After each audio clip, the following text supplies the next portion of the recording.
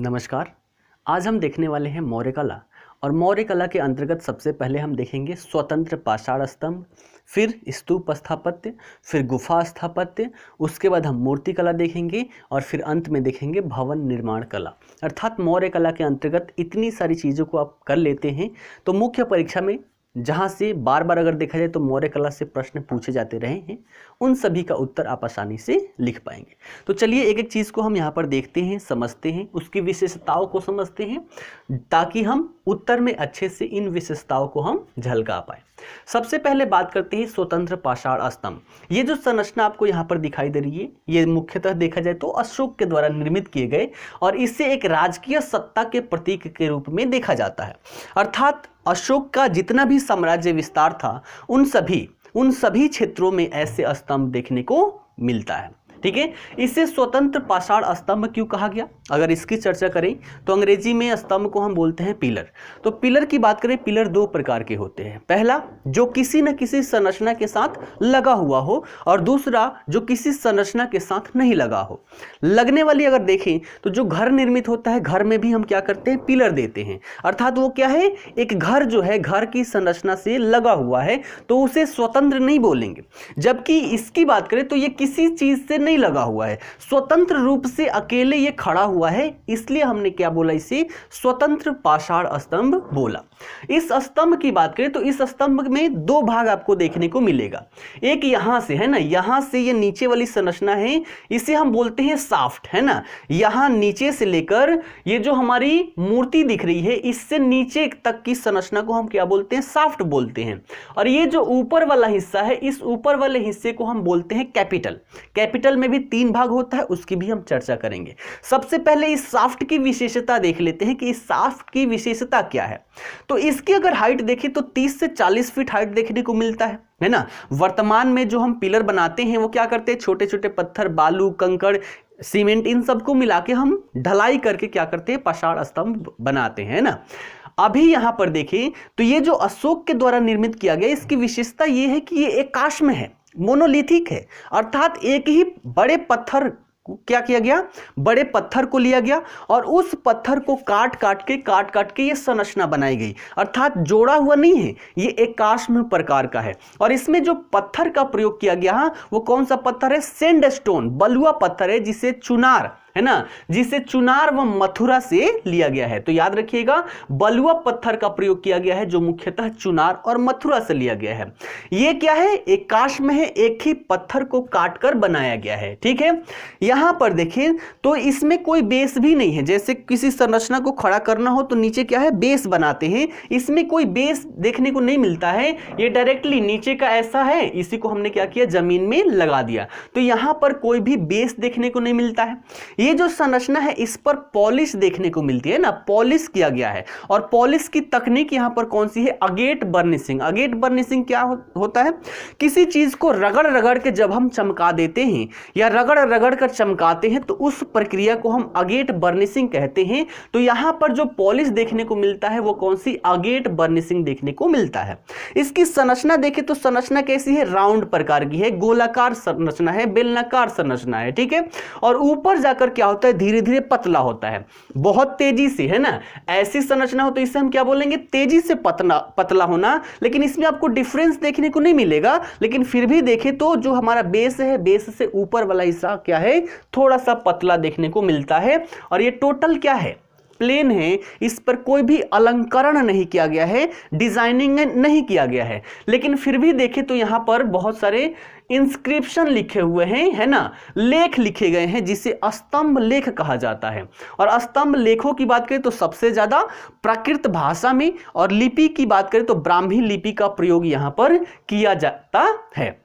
ये जो यहां पर स्तंभ लेख लिखे गए उसके उद्देश्य क्या है, तो उद्देश्य देखें तो दो उद्देश्य था, है ना। जो लेख लिखे गए उस लेख के माध्यम से लोगों को निर्देश देना। एक तो हमारी जो जनता है जनता को निर्देश देना, साथ ही साथ जो सरकारी अधिकारी है जो उन क्षेत्रों में कार्य कर रहे हैं उनको भी जो निर्देश देना होता था अशोक के द्वारा यहाँ पर क्या किया जाता था, लिखवा दिया जाता था। इसके अलावा कुछ निजी संदेश भी थे जो राजा देना चाहे तो वो भी यहाँ पर लिखा हुआ देखने को मिलता है। तो अधिकतर कौन से, ब्राह्मी लिपि में देखने को मिला, लेकिन कई सारे क्षेत्र जैसे वैसे क्षेत्र जहां पर सबसे ज्यादा जो लैंग्वेज प्रयोग किया जाता रहा उन क्षेत्रों में उस लैंग्वेज में इंस्क्रिप्शन ये लिखा जाता रहा। तो हमने विशेषता देख ली किस चीज की, साफ्ट की, जिसकी लंबाई 30 से 40 फीट तक देखने को मिलती है। अब बात करते हैं कैपिटल की, और कैपिटल की अगर हम हाइट देखें तो ये कितनी, 10 फीट के आसपास देखने को मिलता है। अगर इसको यहां पर जूम कर दे तो ये संरचना आपको दिखाई दे रही है। इसकी विशेषता क्या है ये हम देखते हैं। इसमें 3 भाग है, यहां से यहां तक के हम क्या बोलते हैं, अपर कैपिटल या फिर मेन कैपिटल कहा जाता है, जहां पर किसी ना किसी चीज का आपको मूर्ति देखने को मिलेगा।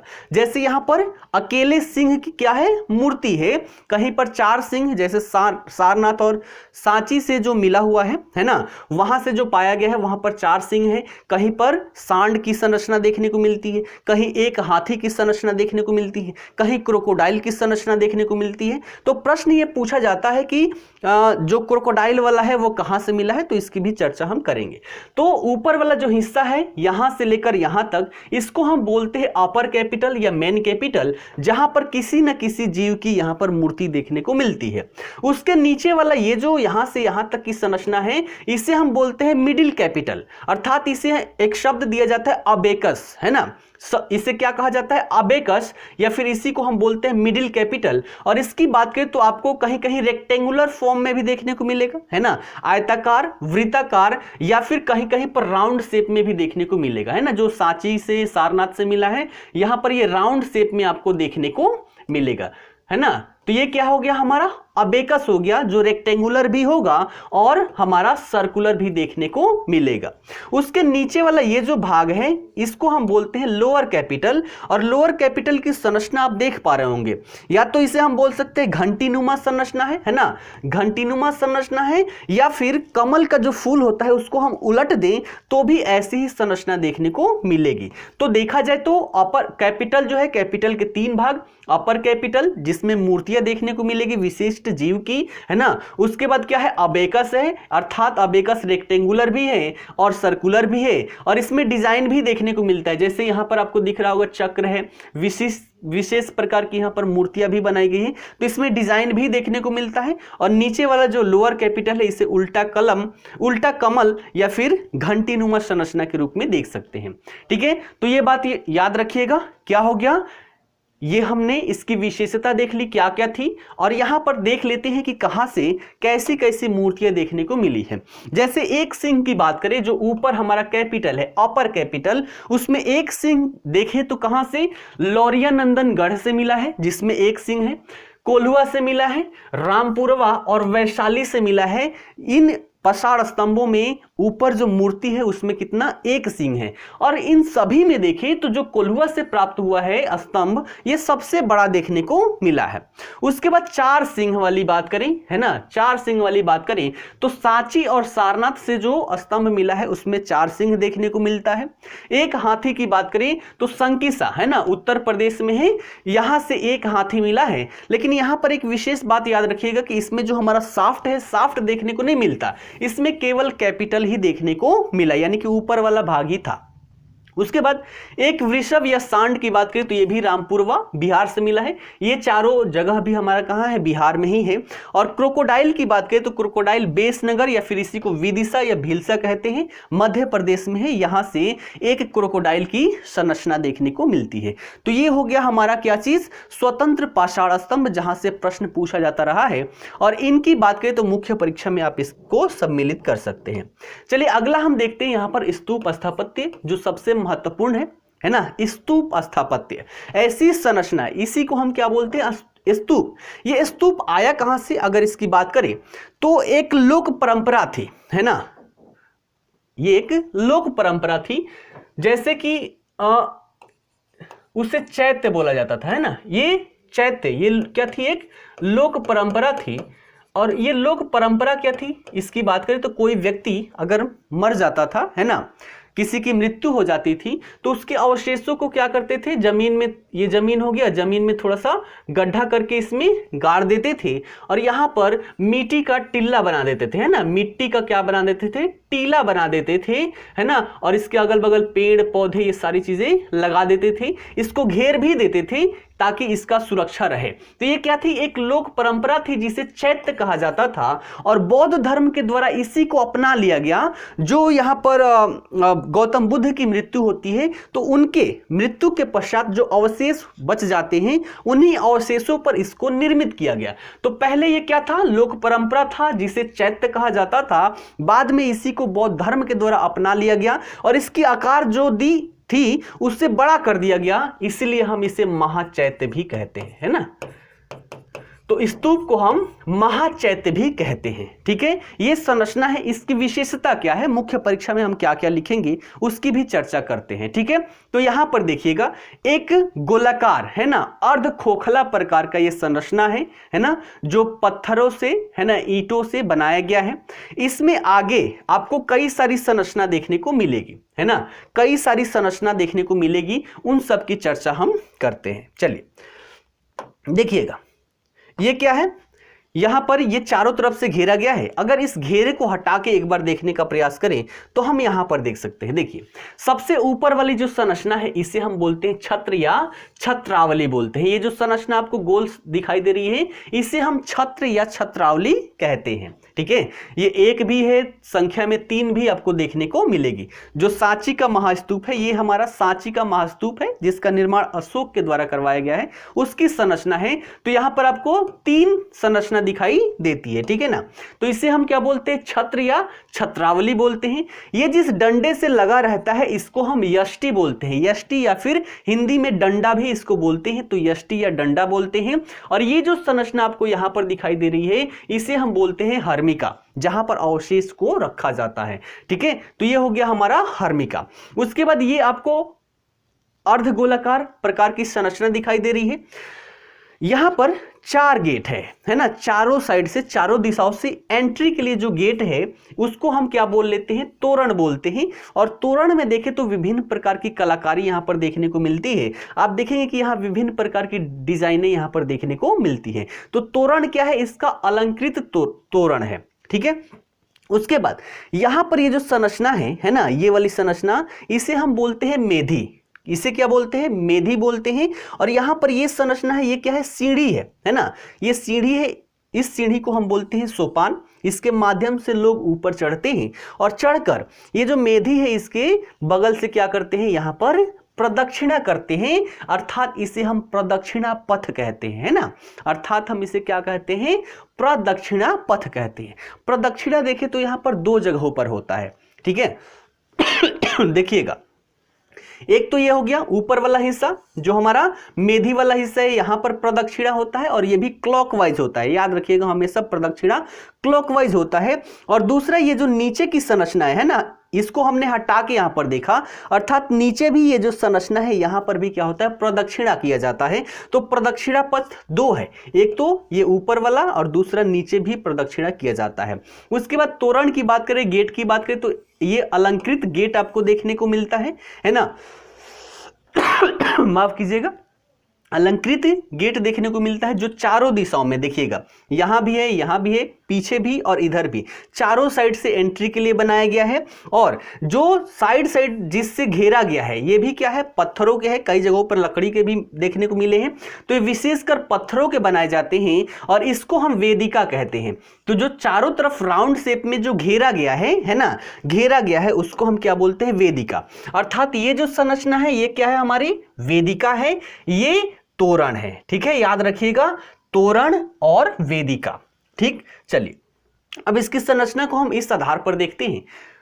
तो देखिएगा अब हमने क्या किया, थोड़ा सा इसको हमने थोड़ा सा टेपर किया और यहां पर देखिएगा ये जो संरचना हमने देखा था इसे हम क्या बोलते हैं, छत्र या छत्रावली बोलते हैं। ये जो संरचना है ना, ये जो संरचना है इसे हम क्या बोलते हैं, हर्मिका बोलते हैं। ये इसे हम अंडा बोल लेते हैं। प्रदक्षिणा पथ 2 है, देखिएगा, एक यहाँ है ना और दूसरा यहाँ। तो यहाँ भी प्रदक्षिणा किया जाता है और यहां भी प्रदक्षिणा किया जाता है। ठीक है, ये सीढ़ी नुमा संरचना है ना, यहां से हम क्या किए, चढ़े और प्रदक्षिणा करने लग गए। ये जो गेट है आपको 4 गेट दिखाई देगा जिसे हम तोरण कहते हैं, 1 2 3 और 4 गेट यहां पर दिखाई देगा जिसे तोरण कहते हैं। और इसके बीच में जो घेरा दिया गया है पत्थरों से, इसे हम बोलते हैं वेदिका। ठीक है, तो ये किसके द्वारा, अशोक के द्वारा यहां पर सबसे ज्यादा निर्मित किया गया। कहा जाता है कि इसके द्वारा 84,000 स्तूपों का निर्माण किया गया, लेकिन इसका साक्ष्य कहीं भी मिलता नहीं है। लेकिन इतना साक्ष्य है कि सांची का जो महास्तूप है, स्तूप नंबर 1, बहुत सारे स्तूप वहां से मिले हैं, तो सांची का स्तूप नंबर 1 जो है, जिसे महास्तूप कहा जाता है, उसका निर्माण अशोक के द्वारा करवाया गया था। ठीक है, तो आशा करता हूं ये सारी चीजें आप सभी को समझ में आई होगी। चलिए, अब अगला महत्वपूर्ण है यहां पर गुफा स्थापत्य, है ना। यहां पर मौर्य काल में दशरथ, है ना, और अशोक दोनों के द्वारा क्या किया गया, गुफाओं का निर्माण करवाया गया। जैसे ये आपको गुफा, ये आपको पहाड़ी दिख रही है ना, ये बराबर की पहाड़ी है जो बिहार में देखने को मिलेगी। तो ये क्या है, गुफा, ये यहां पर क्या है, पहाड़ियां हैं और इन पहाड़ियों को काटकर गुफा बनाया गया। ठीक है, तो इसी को हम यहां पर पढ़ने वाले हैं। सबसे पहले यहां पर हम बात कर लेते हैं गुफा। तो गुफा 2 प्रकार के होते हैं, एक तो नेचुरल होता है जो प्राकृतिक रूप से, जैसे हमारा भीमबेटका का है, वो क्या है, नेचुरल गुफा है, उसे मानवों ने निर्मित नहीं किया।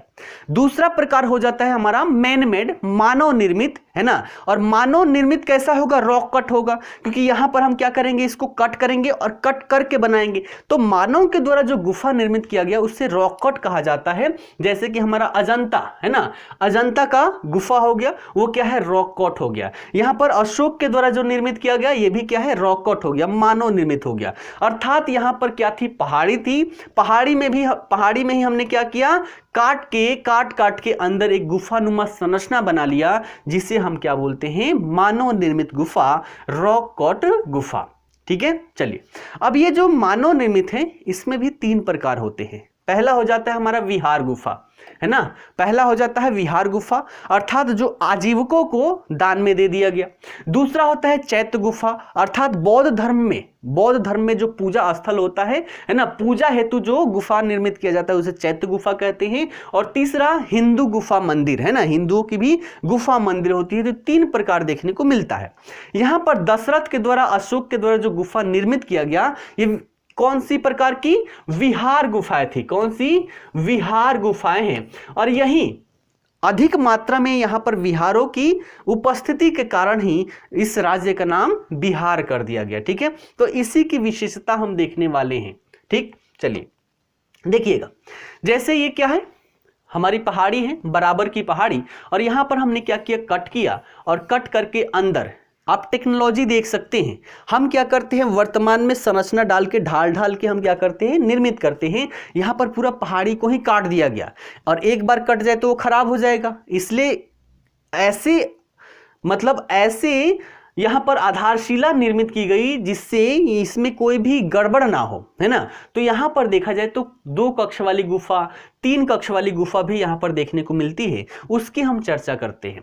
ठीक, तो देखिएगा, सबसे पहले हम बात करें अशोक की, तो अशोक के द्वारा बराबर की पहाड़ी जो बिहार में देखने को मिलती है, उसमें 4 गुफाओं का निर्माण किया गया। कौन कौन सी, सुदामा गुफा जो सबसे पुरानी है, सबसे पहले यही बनाई गई। तो कहां, अशोक के द्वारा बिहार के जो बराबर की पहाड़ी है वहां पर 4 गुफाओं का निर्माण किया गया।